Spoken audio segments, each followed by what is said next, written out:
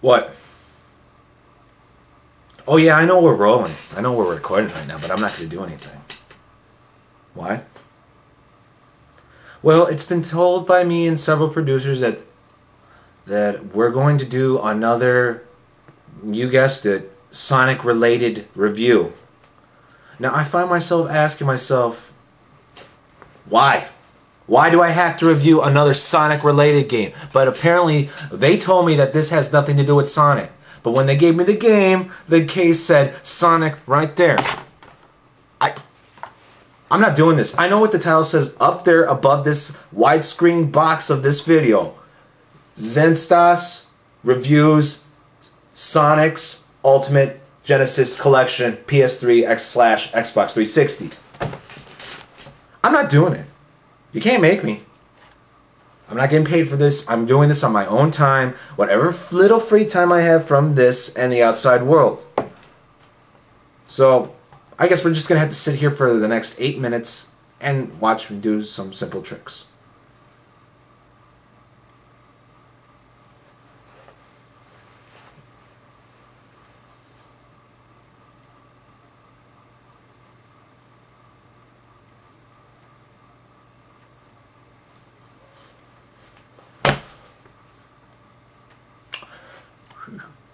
I'm not going to do it.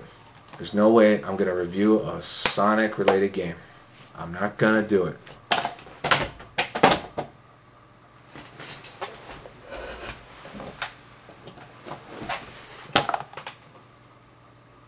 No, I'm not going to do this review. You know what? That's it. I'm done. You know what? Find yourselves a new reviewer. I'm not going to... What are you doing?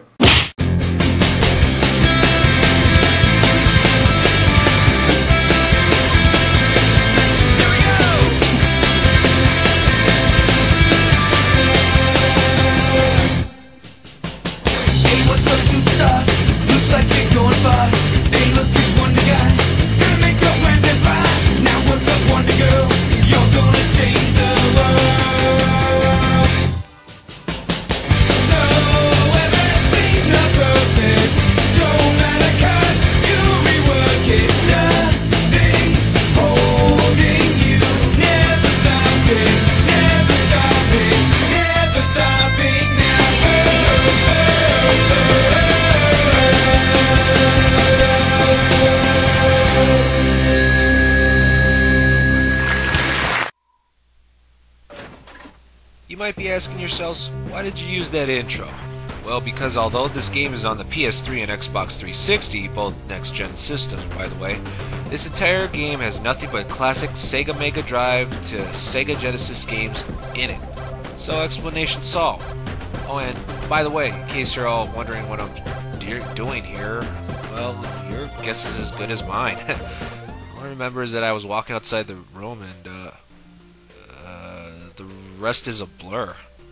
Oh, that's okay, it'll come to me eventually. But anyway, let's get to the review.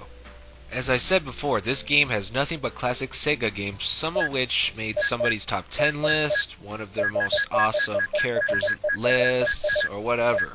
But seeing how it's been over 2 decades since the 8-big Sega Master System was released that soon gave birth to its legitimate offspring, the 16-bit Sega Genesis, will remind us veteran gamers that no matter how old we are, we'll still enjoy the games that today's younger generation of gamers who were introduced to the latest systems like the PS3, Xbox 360, and the Wii would gawk and laugh and say, "You're really playing a game?"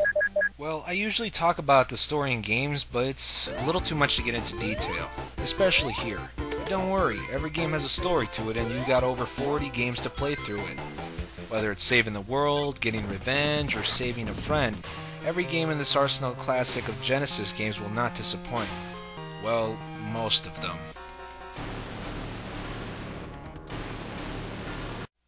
Okay, you're all probably wondering, there's got to be some games that shouldn't be in the Sneaky Blue Hedgehog's Ultimate Collection.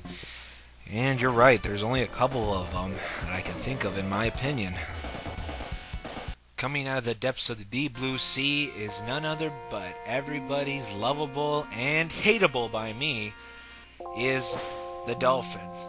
Yes, I'm talking about Eco the dolphin. Sure, this game's all about exploration and such, but really, you're playing as a dolphin just going through the depths of the ocean trying to save some mammals or whatever. Alright, I don't really know anything about the story because I didn't even bother to play with it. I mean, it's just that boring to me. I mean, you're just going around the depths of the ocean, just exploring. I don't know what. Like I said, I got bored with it the very first few minutes. Just looking at it makes me feel bored. Oh, it's boring. Alright, next game. Yeah, if I hated the first one, there's no doubt I hate the second one too. Eco, The Tides of Time. It's a sequel from the first game, which they should have, in my opinion, just stopped. I mean, the graphics look enhanced and everything, but really it's just the same gameplay you're exploring. But, oh wait, what's this? You got a health bar now? Yes, you do. But really? Where the hell's the map? I need a map here. I don't care. I just don't like the game either. Okay, so basically Eco 1 and 2 is just not my favorites, or even playable.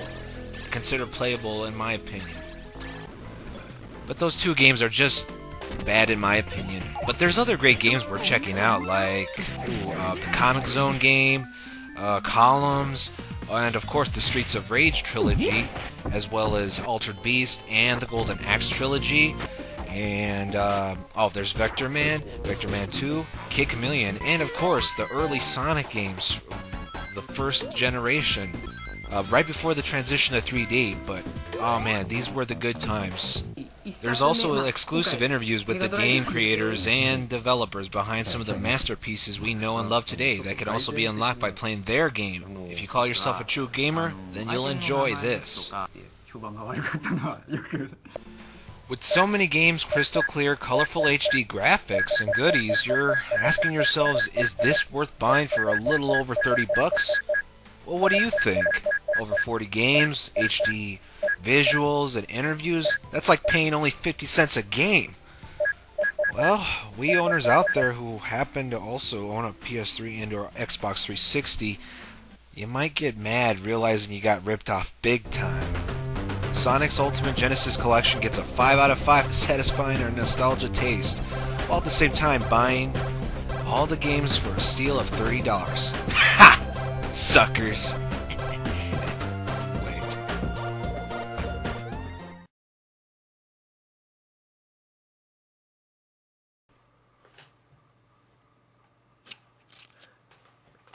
Hey, what do you think y'all doing, boy?